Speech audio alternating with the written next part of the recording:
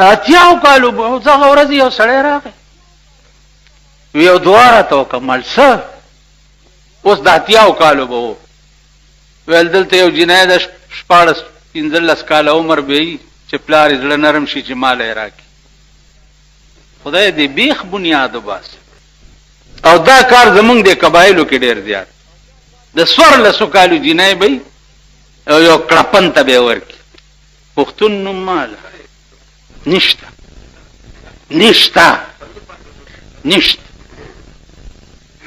پښتانه نشته دا د پښتو مختو ټکي چې تاسو اخبار کې ګوري زه د دې ټولو نه مخکې حامي یم زه پښتون یم او زه به د پښتون ټکي هله منم چې د پښتنو ښځې په کور کې کیني ته پوه شو په خبره د کوم پښتون ښځه چې بار سړي بویي پښتون نه پښتانه نشته او یا به مې لیونی شوه په تورجمي باټینګڼه واړي کم سړی چې په خپلې لور پیسې واړي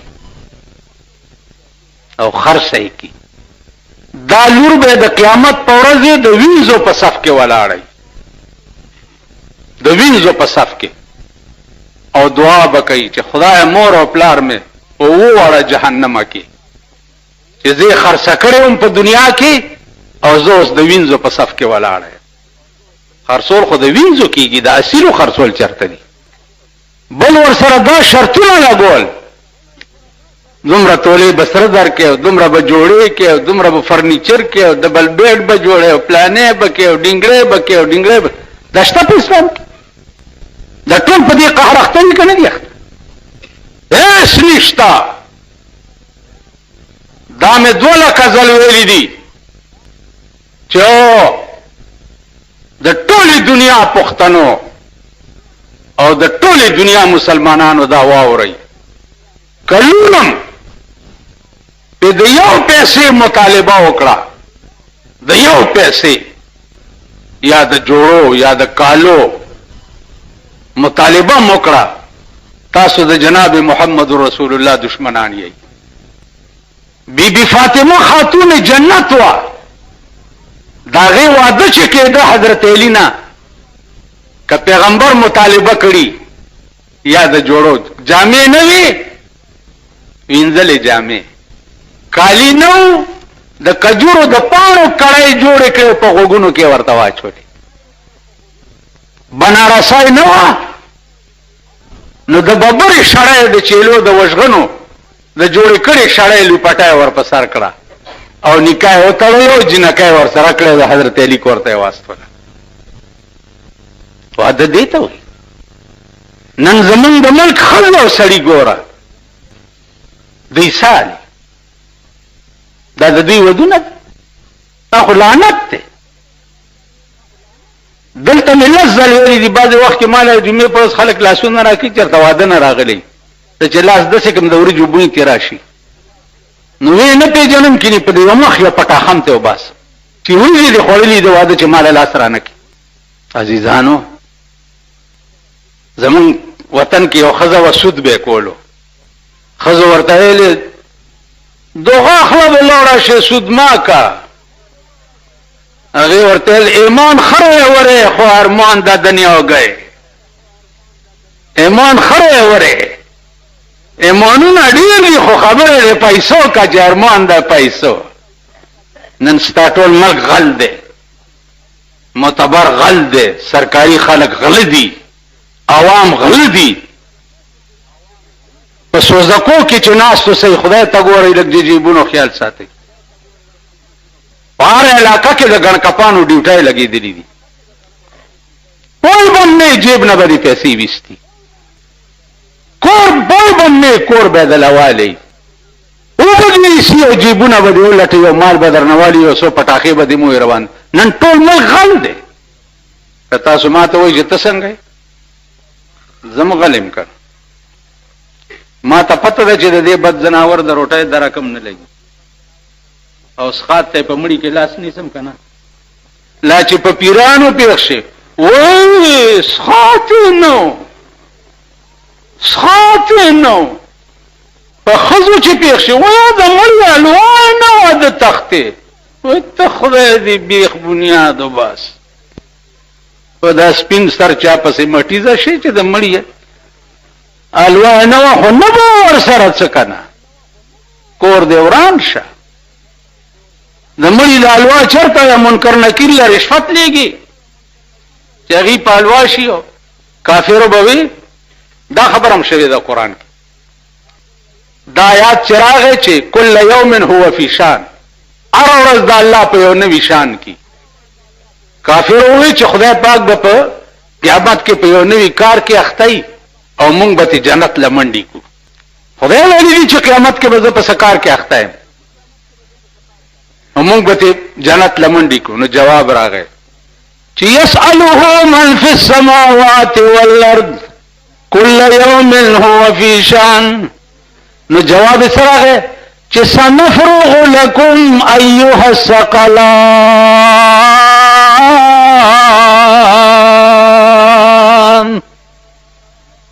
کله قیامت پر ورځ په کار کې مخته ما او د بنی آدم او د پیرانو ډلې پیریانو ډلې خدای راست ذات مې دي قسمی جزان بدر ته اوسګار کوم سنفرغ لكم ایها الثقلان زب تاسو د پاره ځان اوسګار کوم زي برانا پکما یا معشر الجن والانس ان استطعتم ان تنفذوا من اقطار السماوات والارض فانفذوا لا تنفذون الا بسلطان اے د پیریانو د بنی آدم وډلې کیا طاقت لري نو زي زما د اسمانونو زما د زمکونه وزي تلاشي کم خوا به تختی زیبا کم خوا هغه چل دی یو سړی نه چا پیسې و تختولې هغه داسې منډې والی دا چې چا نه تختولې دا دیرې ته را منډه کړه ویل که هغه دی لاړو هغل ویل په آرام کې نه دا ځای دی دلته به راځي کم خوا به تختې که کیړی دی پټې کې پروسه کال یو 13 جمعه یو سړی راغی وی چا رانه کیړی پټې مسکې دا سب ټیک شي خو که د دې ذلیل ملک نظام ټیک شو د دې ذلیل ملک هر سب ټیک شي یو غل رانیسم او لاس ته پرې کوم ته وګوره چې بیا د غلا نوم څوک والي یو غل رانیس اوس غل چې ونیسي تاڼې ته بوځي درته پته ده کور دی لوټ شي تاڼې ته لاړ شي درته پته ده جیب دیواله شي تاڼې ته لاړ شي درته پته ده زه به څه وایم سزا نشته او د نواز شریف حکومت چې راغلی دی په دې اخبارونو کې تاسو ګورئ ججان دسې او ججان دسې ججان دسې او ججان دسې او ججان دسې او ججان دسې ججان هلته په خپلو کې په خپل ویر اخته دي نو ستا به څه فیصلې وکړي تا ته به څه نو زما عزیزانو د دې ټول واحد علاج چې دی هغه خدای ته رجوع کېدل دي خدای ته چې څو پورې ترو او قوم رجوع شوی نه او د ذکریا علیه السلام غوندې اذ نادا ربه ندان خفیه باندې عمل نه کړي د دې ملک نظام به نه ټیکي بالکل سچ پکې څوک وایي دا ټول دروغ کمپلیټ دروغجن دي او په دغه دروغو باندې 50 کاله وشو چې مونږ عمل کوو لګیا یو خیر ذکریا علیہ الصلوۃ والسلام مطالبه وکړه چې یا الله مالا یو زوی راکا چې ما نه رستو هغه د دین خدمت کوي زوی راکا خو دین د پاره نن زمونږ زامن مونږ ز دین د پاره نه دی غوښتي نن زمونږ زامن مونږ دنیا د پاره غوښتي دي که د مليانو دي او که د پیرانو دي او که د میاګانو دي او که د باچایانو دي دنیا د پاره دي دین د پاره نه دي خدای د پاره نه دي جواب راغی زوی غواړي د دین د پاره یا زکریا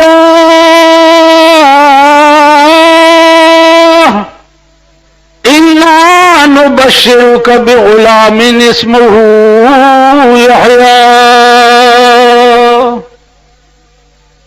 اے ذکریا علیہ السلام زیر در کوم پیوزوی باندے چنام بی یحیاوی زوم در کوم و نامم ولما کی خوا یحیا بی نامی. نن د خپل نمونه ته خلک وګورئ د چا نامه لرګی دی د چا نامه چینار ده د چا نامه جمټ ده د چا نامه توت ده د چا نامه بیره ده د نامو ته خلک وګورئ جنۍ چې وشي ښځو د ډمو نامې خوښې کړي د ټلویزیون د برکته د ډمو نامې چې لوري وشي د ډمې نامه پې کېږي. هلکانو پلارانو د ډمانو نامې خوښې کړي چې زوی وشي د ډم نامه پې کېږي. نن تاسو ووایئ چې د پیغمبرانو نه د صحابهو نه دې نه ښې نامې به چېرته پیدا شي؟ د صحابیاتو نه دې نه ښې نامې به چېرته پیدا شي؟ د پیغمبر لور شوه نامه یې په فاطمه کې. یا رسول الله د فاطمې مطلب څه دی؟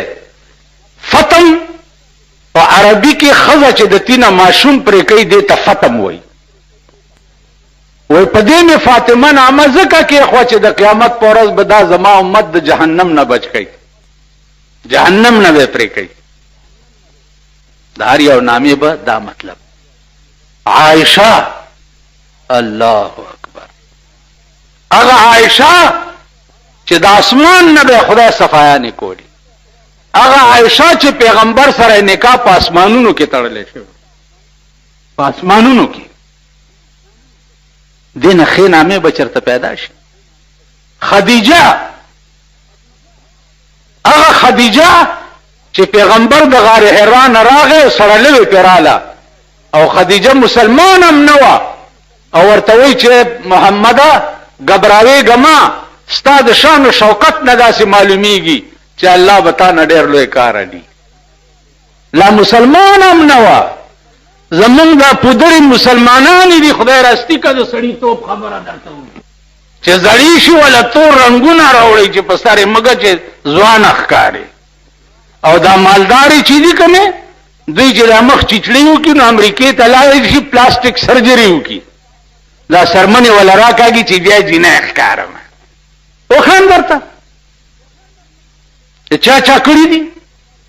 ماله د پاکستان درې کسونه کونه نه پټېږي. واورئ، مولانا، داینا او ډاکټر نه. مولا په تخته دا سنبی وګوري. وښایم درته، ورشئ په ارباب روډ باندې د ښځو د سرونو جوړولو دکان دی. د ښځو د یوې ښځې په 1000 روپۍ سر جوړېږي. زما ستا سر چې جوړی خو یا 2 روپۍ یا 5 روپۍ ورکو که نه. یوې ښځې سر هغه نایان چې جوړی په 1000 روپۍ جوړی. اوس راځئ، د پټې خبرې نه کوم او نه د دې خړوسانو نه یریږم. اوس راځئ چې درته وښیم. لاړې او هوا شوې چې خولې به د ګلابو په شان بوی کولو، اوس که عطر و مګم د مینې بوی به تې در نشي. پخوا به انسان چې انسان ولیدو خوشحال به شو. اوس انسان چې انسان وګوري لکه یو سپی چې بل سپی وګوري. وایي په ایمان، سپی چې په لاره ناست وي او بل سپی وګوري نو دا چل کوي. دا خو به پېژنئ که نه، اخر کلیوالی سپي مې ګورئ، یو سپی ناست دی یو ځای کې او بل سپی روان دی، نو دی ورته چې ګینې ته څنګه دلته رالې. اوس انسان نه دا شی جوړ شوی دی. انسان د انس نه دی، انسان ته انسان ځکه وایي چې یو بل سره مانوس وي، د یو بل علاج وي، په یو بل قربان وای. پیغمبر چې د مکې نه هجرت مدینې ته وکړو نو د مکې خلک ور سره تلي، ځینې داسې وو چې هغې ښځې په مکه کې پرېښوه پیغمبر سره لاړه. نو اهل مدینه سره پیغمبر حق د مواخات قائمولو، وی راځئ چې ستاسو منځ کې به ورورولي جوړه کړم. نو یو صحابي ورته راغی وی جی ما سره د داسې سړي ورورولي جوړه کړه چې ښځه یې نه وي. یاره دغې ته خو په ایمان ووایي چې وګورئ څنګه دا سړي وی د داسې سړي ورورولي را سره جوړه کړه چې ښځه یې نه وي. وی ولې؟ وی زما دوه ښځې دي چې زه یو ښځه دله ورکړم. د خپله ښځه په مکه کې خدای دپاره او ستا د ناموس دپاره پرېښې ده، نو زه یو خپله ښځه دله ورکوم. خو یا رسول الله په یو شرط به ورکوم چې دی به کور ته بوزم او دواړه ښځې به ورته وښیم چې کومه د ده خوښه شي چې هغې له طلاق ورکړم او ولی ورکړم. وبکې څوک داسې انسان دې ته وایي او انسانیت دا و. دا نن انسانان دي، دا بني ادم دي. قسم په خدای زه خو چې ورځ تېرېږي د مولانا عبدالمعبود صاحب په خبره مې نورم ایمان مضبوطېږي چې معلوماته د یو قبر کشف وکړه چې یو مړی وګورم. وی راځه د شپې په 10 بجې هدیرې ته وویستمه چې مراقبه وکړه. ویل بچیه مړی خو درته ښیمه، خو دې هدیره کې داسې مړی نشته چې ویې ګورې وړه دې خوشحال شي. مال ولې؟ وی دا ټول په قبرونو کې ناست دي او غوښې تې غوسېږي لګیا. که مې درته وښوده نو ټول عمر به روټۍ خوند در نه کړي. په یو منډه تې لاړم او کور ته مې ځان ورسول. زمونږ به دا دي. بله واورئ په کلاو غوږونو، بیړه د بجلیګر مولام تباه ده چې په دې ملک او په دې قوم کې اوسېږي. دغه پلار بیړه هم تباه ده او دغه نیکه هم تباه ده او بیړه د دې قوم هم تباه ده او د مړو هم تباه ده او د ژوندو هم تباه ده. واورئ پیغمبر ویلي دي چې د خدای په ذات مې دې قسمي چې د خدای په ټولو سختو کې د قبر رنبنۍ شپه چې کومه سخته ده هغې ته د قبر د دنیا ټولې سختۍ هیڅ دي. دا رنبۍ شپه دي چې په قبر کې کومه راشي او دا څومره سخته ده دې له جهنم هم هیڅ دي. او په هر چا را روانه ده که نه؟ په هر چا را روانه او د هر شي نه مخکې ده، د هر شي نه مخکې ده. رنبنۍ شپه د قبر. الله دې امان راکړي د خپل حبیب په خاطر، د خپل لوی خدای په خاطر. خدای دې امان راکړي چې په دې رنبۍ شپه به مونږ څه کوو، څه به کوو، څه به را سره کېږي. دا دوه کسه چې راشي او ما نه به تپوس کوي چې دی به څه وایي، دا ځمکه به ما ته څه وایي. دا د پیغمبر خبره ده. مونږ خو دلته دا وکړو که نه مولا پې ودرېږي دا وایي الحمد قل هو پې وایي دعا وکړئ چې خدایه ته واړه جنت ورکړي او پلانې ورکړي ډنګړې. دغې مولا له قرآن ورکړه تا دړه نه ووایي چې دا د خدای پاک وبخي، دړه نه دی. نه مونږ ټول زباني جمع خرچ کوو. قسم په خدای چې د کم مړي ته زه ودرېږم، کم مړي ته او ورته داسې وګورم که جنازه کوم او که رستو ولاړې وړه کې مې راشي چې ای عظیمه خدایا او ای د عظیم رحم مالکه خدایا دا ړومبۍ شپه خو چې په ده لوی رحم وکړي. قسم په خدای چې هر مړي ته مې وړه کې دا خبره وایي. تاسو څه کوئ؟ دعا وکړئ الله اکبر الله اکبر. او لا چې غټ سومبور درته دعا ته راغلی خان او نواب او ارباب او سوټ امیر او داسې تاسو خو پې خوشحالېږئ که نه؟ سپېره چې یئ دا د مردار مخې ده ارباب صاحب راغی معامله د دې ځای ده چې دې ځای کې د د دې ځای نه نه یې ویستې په اسمان کې اثر نه کوي. دا ټول دروغ دي.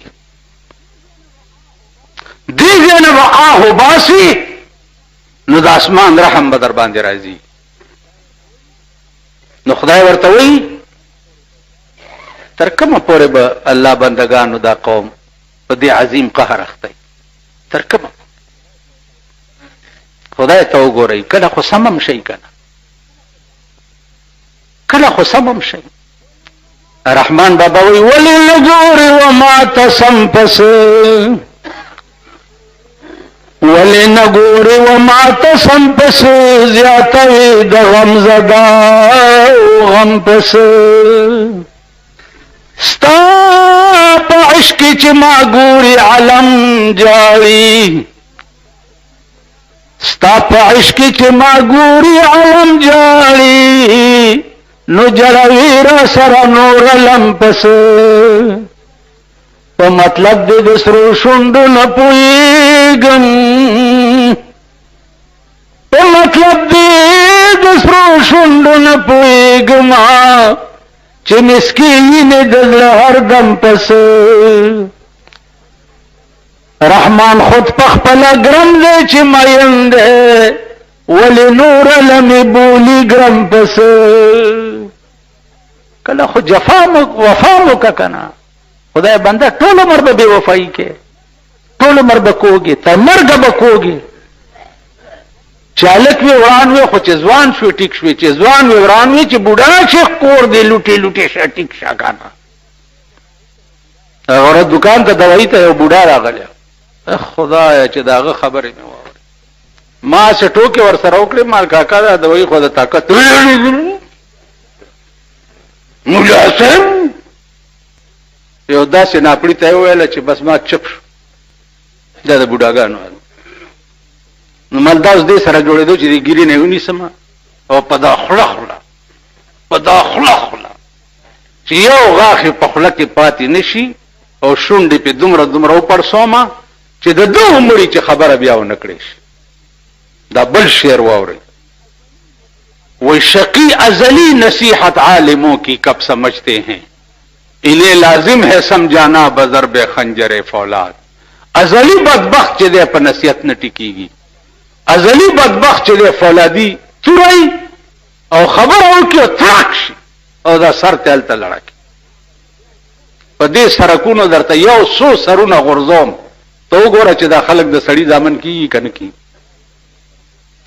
او خدای دې په دې 50 کاله کې د پاکستان باندې داسې نظام نه دی راوستی، او دا اوس نظام چې دی دا خو د پروردګار د ماښام نه وروسته مخکې دې مونږ خلاص. په دې کې خو د هر ارامتوب دروازه کولاو شوه، د هر ارامتوب، د غلا کولاو شوه، د ډاکې کولاو شوه، د زنا کولاو شوه، د جوارۍ کولاو شوه، د بلو پرنټونو کولاو شوه. اوس ته ماته ووایه چې حکومت پټانګه کې به تصویرونه ایښي. پرونه بربند سړی پټانګه کې کېنولی بایسکوپونه والاو بربند او ډولکیا ورسره دی ډنګه ډیچا ډنګه ډیچا ډنګه ډیچا او بربند خېټاورې پکې کېنولی ورسې ښکارېده چې راشي د پلاني بایسکوپ کې دا فلم چلی. نو خدایم هلاک که چې هلاک شي خو پابندي پې ولګوئ، نو دا بایسکوپونه چاته معلوم نه دي. دا د سوټمار زامن خو هر ماښام چې ګورې پکې ناست دي او پکې ولاړي که نه، خلق خواص هم درځي که نه، پټانګو کې سړه په سرکونو ګرځوئ. دا د رزیلو حال دی. د شریفو حال څه دی؟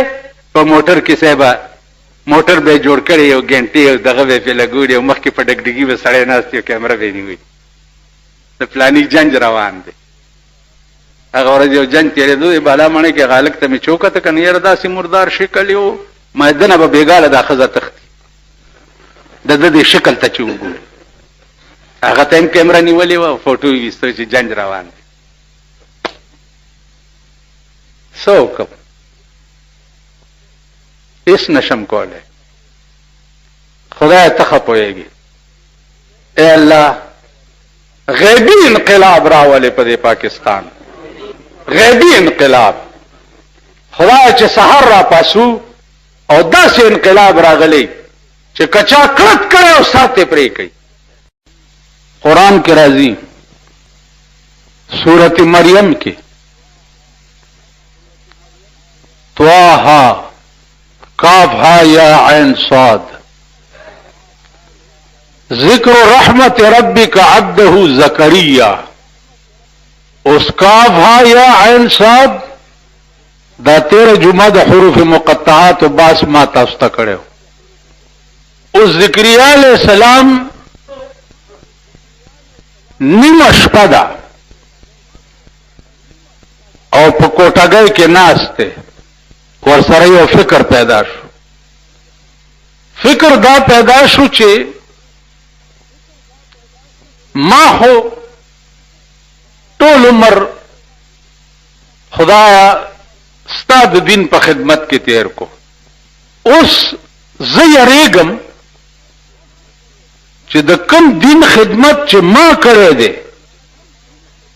یا الله دې خدمت د پاره ما نه رستم یو وارث پکار دی، یو سړی ما نه رستم پکار دی چې د دې کوم باغ خدمت ما کړی دی چې دا باغ را نه خراب نشي.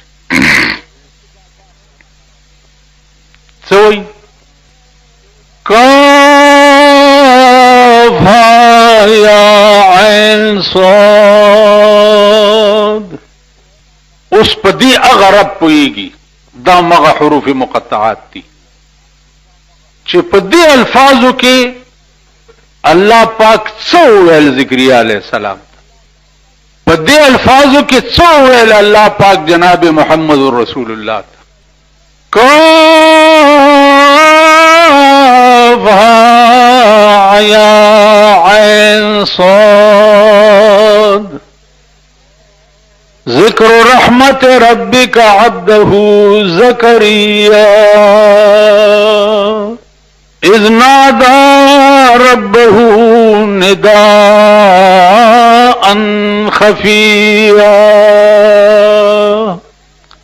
قال رب إني وهن العزم مني واشتعل الرأس شيبا ولم أكن بدعائك رب شقيا وإني خفت الموالي من ورائي وكانت امرأتي عاقرا وقد بلغت من الكبر عتيا. سوال څنګه کوي؟ اذ نادى ربه نداء خفيا، الله تعالی چې کوي نو आवाज کوي خو ډېر غلې او ډېر پرو، هر دعا چې کوي او ځان له کوي نو ډېر غلې او ډېر پرو چې یا خدای په خبري او یا ستا زړه په خبري. څه وایي؟ قال رب إني وهن العزم مني واشتعل الرأس شيبا، اے اللہ بوڑھا شما کمزور شما سر میں سپن شو د بدن ټول اعضاء میں کار پرے ہو وكانت امرأتي عاقرا وقد بلغت من الكبر عتيا، خزم بډایدا او زماغه انتها درجه د ضعف تر رسیدلې ما، لیکن ولم اكن بدعائك رب شقيا. اس توتیه تمهید دی د دعا د قبول د پاره، لکه زه استاد وایم چې دا فلانه کار مې ده تا مخکې ما سره ډېرې مهرباني کړې دي، اوس مې بیا د یو مهرباني درخواست ده، نو کته انسان هم پړ کې به سره هم راځي. اوس یو خو هغه ده چې دړه دې د زناوري هغه ځکه رحم نه راځي، او چې د انسان زړه وي او ته ورته سوال وکې تصور نه کېږي چې په هغه سوال باندې د انسان پړ کې رحم رانشي.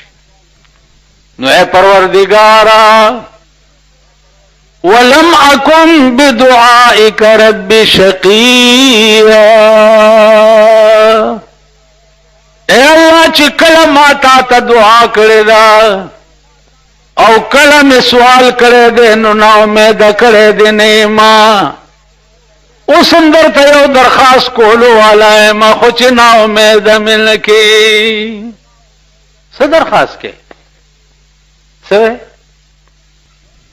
درخواست کوي وإني خفت الموالي من ورائي اے پروردگارا زد خپل ژوند نرستو یریګما چې ما نرستو به دغه دین خدمت کولو والا څوک وي د دې دین خدمت به څوک کوي اوس خو تا اولاد څه لا غواړي یاره مال حال ډیر دی او بچی می زامن می نشته تربورانو ته به می پاتی نو خزه زکه کوم چې وارث پیدا شي تاسو خو په زاړه ځانم خزه دې لپاره کوي کنه چې دا الله پاک نه څه شی غختل به سړی په کومه طریقه کوي هغه طریقه په دې سورته مریم کې الله د ذکریا علیه الصلاۃ والسلام په بیان باندې خلقو ته ښودلې که تاسو خیال وکړئ قرآن کریم دا تر قیامته پورې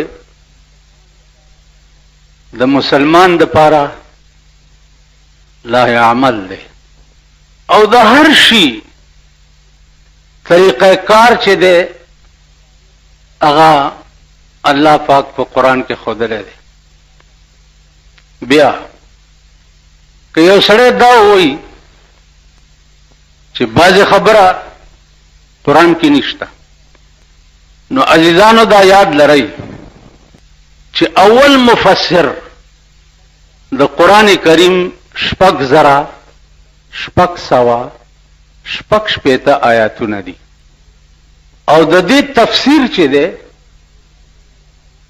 اگر رسول الله صلی الله علیه وسلم په 13.5 लाख حدیثو کې کړی دی نو د 6,600 آیاتونو تفسیر دیار نسلیم لکه حدیث د جناب محمد رسول الله صلی الله علیه وسلم بیا د پیغمبر په حدیث کې چې څه اشکال پیدا شوه دی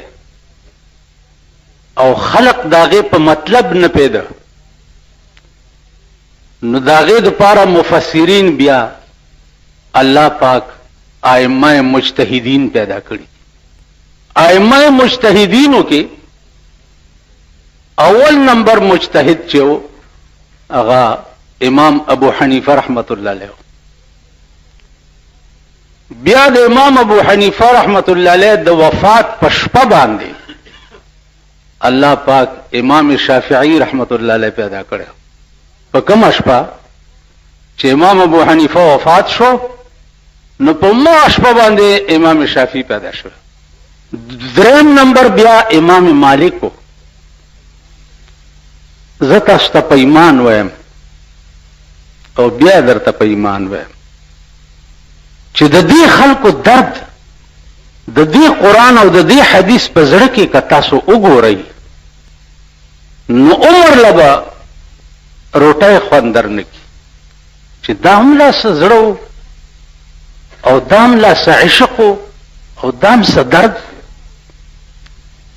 بیا په دې ائمه مجتهدینو کې امام احمد بن حنبل رحمت الله علیه عزیزانو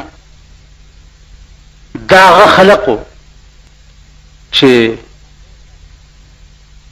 پیغمبر ته سرش پکشلی کالا نزدې خلقو بازو پکې هغه سترګې لیدلې وي چې کوم سترګو جناب محمد رسول الله لیدلې خو بیا د دې خلقو ژوند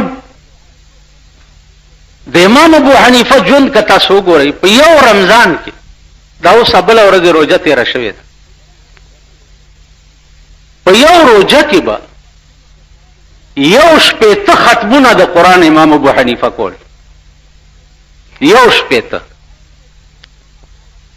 سحر نه به چې شروع شو ماښامه پورې به یو ختم وکړو بیا به مونځ تراویح وغیره چې وشوي او بیا به شروع شو تر سهاره پورې به بل ختم. اوس خلکو ته ما ته یو مولا ووایي چې یاره ما ته دې کې لږه اشتباه ده، د ملیانو داسې ډېر خوند نشته. دې کې اشتباه ده چې امام صاحب 40 کاله د ماسخوتن په اودس د سحر مونځ کړی. وی چې دا لږ زما خیال کې نه راځي. مال دا ستا خیال کې ځکه نه راځي چې ستا په خېټه باندې هره شپه ډبلی ماتېږي، دومره بلا دې واډي که نه، نو تا د خوب یقیني درځي. ته د امام ابو حنیفه هغه خوراک هم وګوره، هغه څکاک هم وګوره. خوب چې کوم شی سړي د ورولي هغه شي ته دا ائمه مجتهدین به نږدې نه ورتله، نږدې. بل دا چې خوب عاشق سړي له نه ورځي، خوب بېغمه سړي له ورځي. رحمان بابا وایي چې په زړه د یار غم وي څه به خوب کا،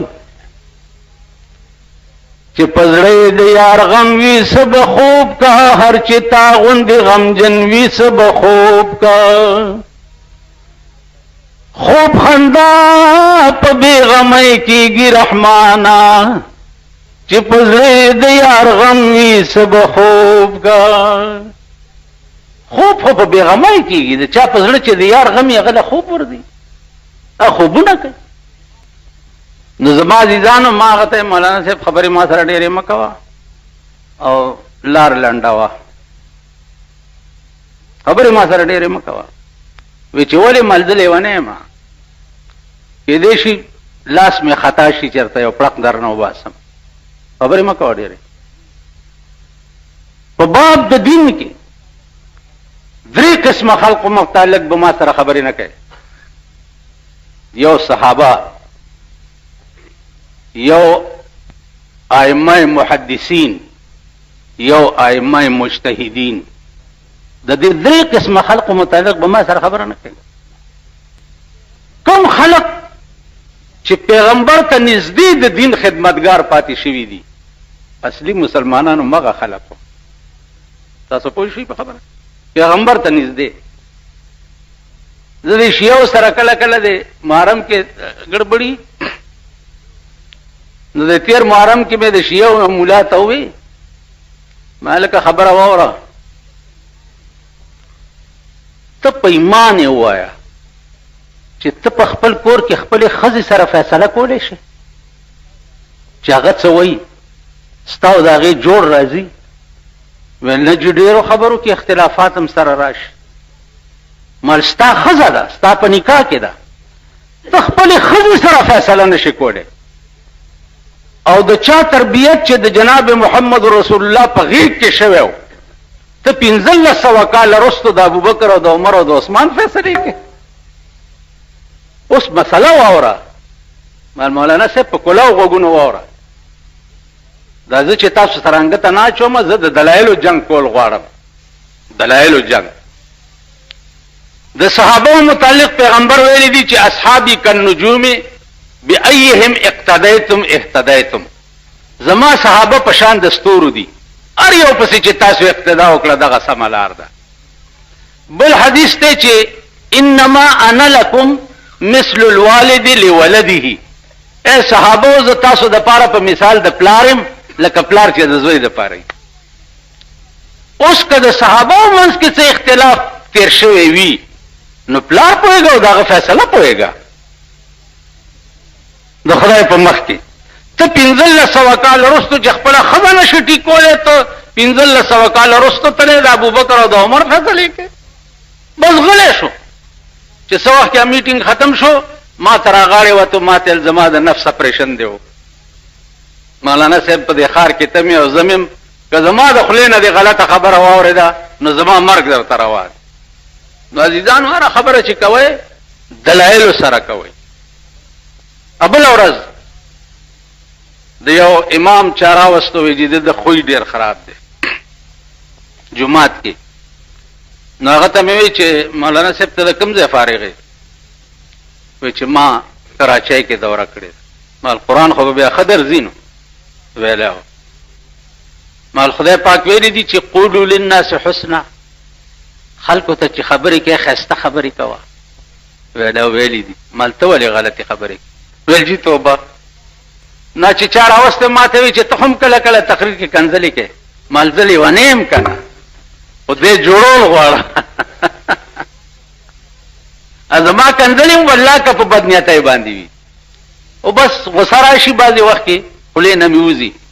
او ایمان مې دا دی چې قولو للناس حسنا. ګوره رسول الله صلی الله علیه وسلم ته به د کافرو متعلق خدای پاک څه ویلي؟ څه ویلي؟ چې واصبر علی ما یقولون، دا دوی چې څه وایي په دې صبر کوه. واهجرهم هجرا جمیلا، او پرېږده دوی په پرېښودو نیکو سره. واصبر، صبر کوه. د هغې صبر انجام او عالم څه عالم یې څه چې په مکه کې څه ځای لري دغه دی کوم ځای چې په کاڼو ویشتی شوی و، طایف ته لاړو چې دا دعوت یې ورکو خلقو ته. هغې ماشومانو ته ویلي ولې یې په کاڼو دا لیونی دی. په کاڼو ویشتل شروع شو. حدیث کې راځي چې دومره یې وویشتو چې پڼې مبارکې د وینو ډکې شو. جبرائیل راغی چې الله وایي چې دا طایف په بله پې واړو، د لاس اوچت ویل یا الله په ما یې د کاڼو باران وکړو، خدای په اهل طایف باندې ته د رحمت باران وکړي.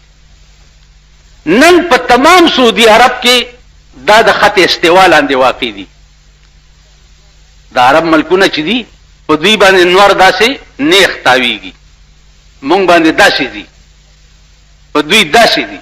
دلته دا شدت د ګرمۍ ځکه زیاتي چې دا د خط استوا لاندې واقع دي. تاسو ورشئ هغه کوی ته ګورئ داسې ځای دی لکه دلته مري او ابتابات او نه تګلی وغیره چې داسې یخ ځای دی، هغه د رحمت باران پې خدای کړی. نو زما عزیزانو عرض مې دا و چې د الله یو کار حیران کن دی.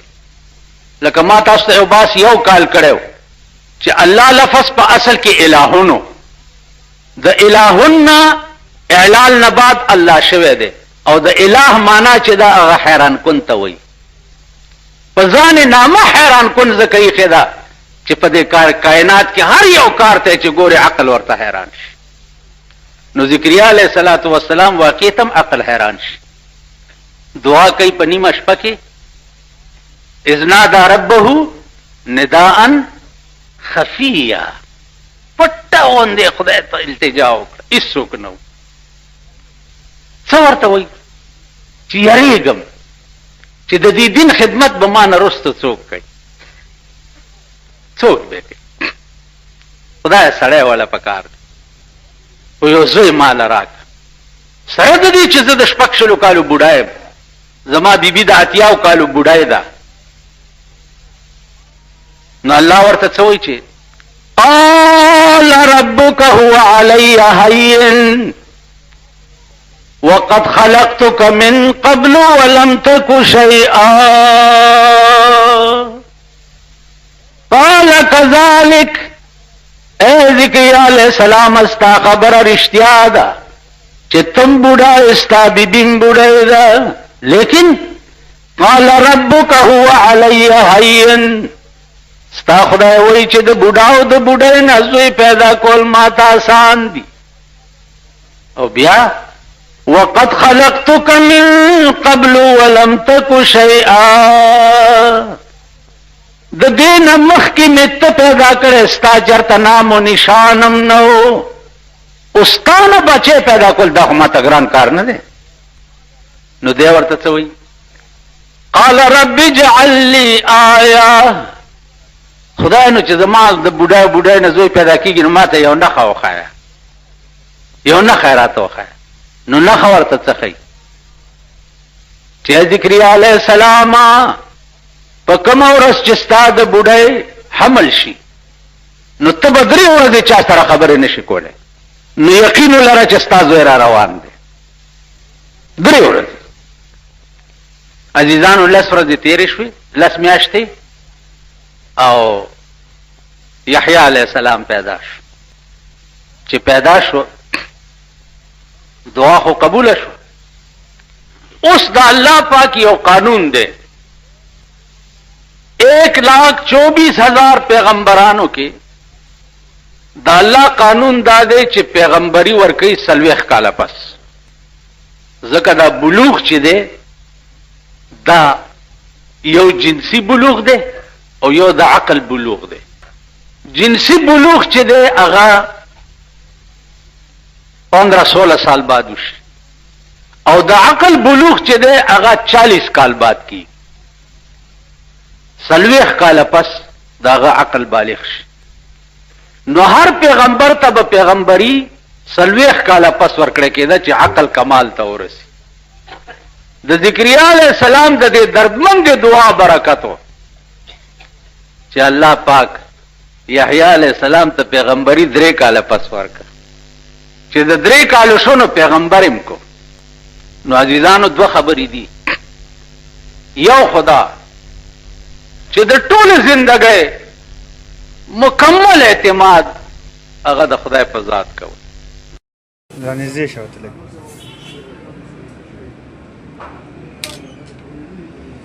دا باندې لګ پېږي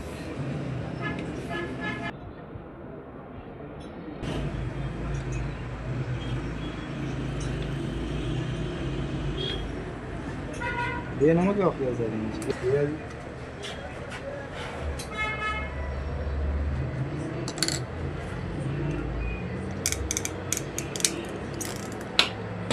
دیخ را دیخ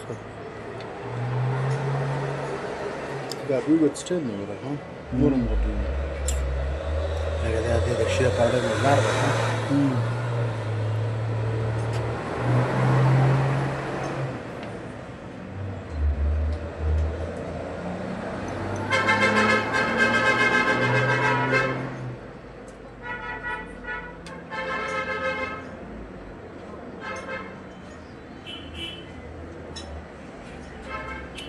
تم da vedia tarono si kmzori دي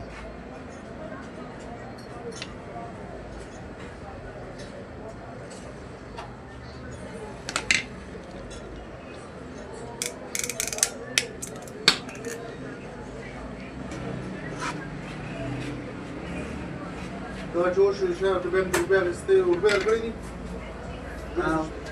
څو څو بدري او درې د ما